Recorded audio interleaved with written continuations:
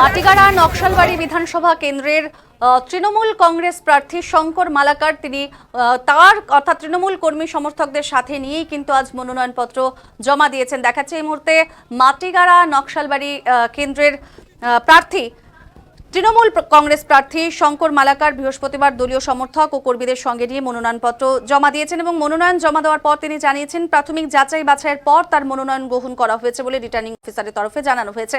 মনোনয়ন জমা দেওয়ার পর শঙ্কর মালাকার তিনি জানিয়েছেন সকলের আশীর্বাদ ও শুভেচ্ছা নিয়ে তিনি এই গুরুত্বপূর্ণ পদক্ষেপ নিয়েছেন।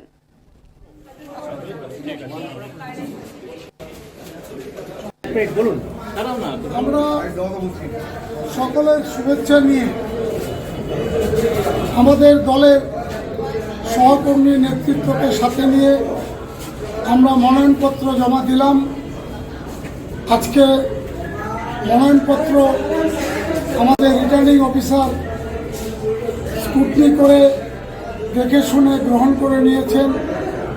আজকের দিনে শুধু এটুকুই বলতে চাই, একদিকে হনুমান জয়ন্তী, আরেকদিকে মহেন্দ্রক্ষণ, এই শুভ লগ্নে আমি প্রত্যেকের সহযোগিতা চাই, আশীর্বাদ চাই, সহযোগ চাই এবং সেই সঙ্গে এইটুকু বলতে পারি যে ভগবান শ্রী হনুমতের আশীর্বাদে আমাদের প্রচার ব্যাপকভাবে চলছে।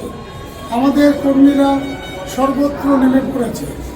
ময়দানে বিরোধী বলে কেউ নেই, আমরাই আছি এবং বিরোধী প্রার্থীরা বিশেষ করে বিজেপির যিনি প্রার্থী যেখানেই প্রচার করতে যাচ্ছেন তাকে তাড়া করছে মানুষ।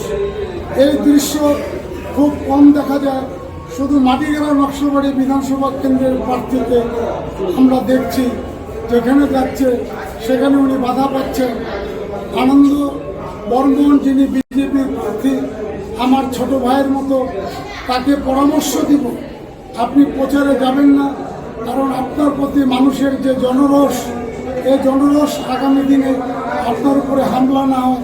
তাই অনুরোধ করব আপনি প্রচার থেকে বিরত থাকেন, কারণ মানুষ আপনাকে চায় না। গত 5 বছর আপনি কিছু করেন নাই, না বিধানসভার ভিতরে না বিধানসভার বাইরে।